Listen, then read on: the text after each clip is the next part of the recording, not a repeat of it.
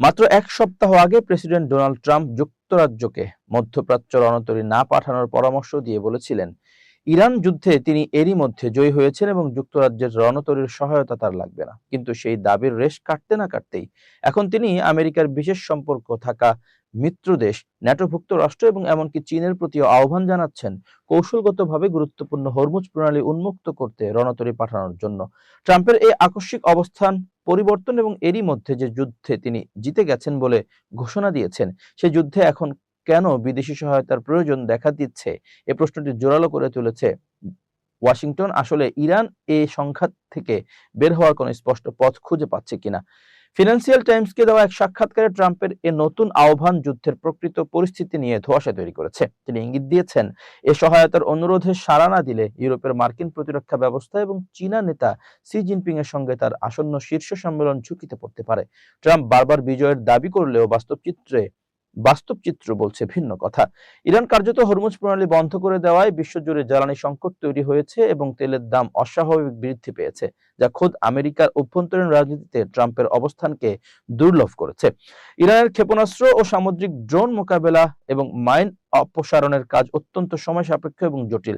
এ পরিস্থিতি সামাল দিতে ট্রাম্প এখন বিদেশি নৌবাহিনীর উপর নির্ভর করতে চাইছে।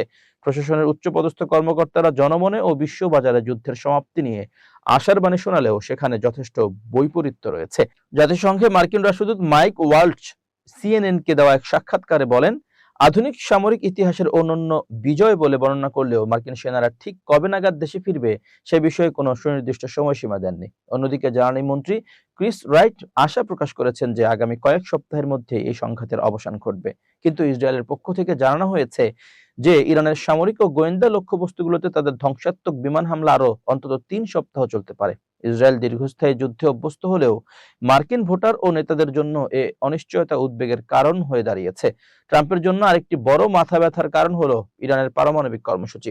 গত বছর তিনি এই কর্মসূচি ধ্বংস করার দাবি করলেও তেহরানের কাছে এখনো সমৃদ্ধ ইউরেনিয়ামের বিশাল মজুত রয়েছে বলে মনে করা হচ্ছে।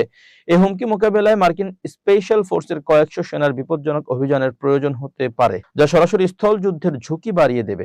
এছাড়া ইরানের আয়ের মূল উৎস খারুক দ্বীপ দখল করার পরিকল্পনাও আলোচনায় রয়েছে। কিন্তু সমুদ্র পথে এই আক্রমণ চালাতে গেলে প্রচুর মার্কিন সেনা হতাহত হওয়ার ঝুঁকি থাকে এবং ইরান যদি নিজেদের তেল স্থাপনা নিজেরাই ধ্বংস করে দেয় তবে বিশ্ববাজারে এর ভয়াবহ নেতিবাচক প্রভাব পড়বে।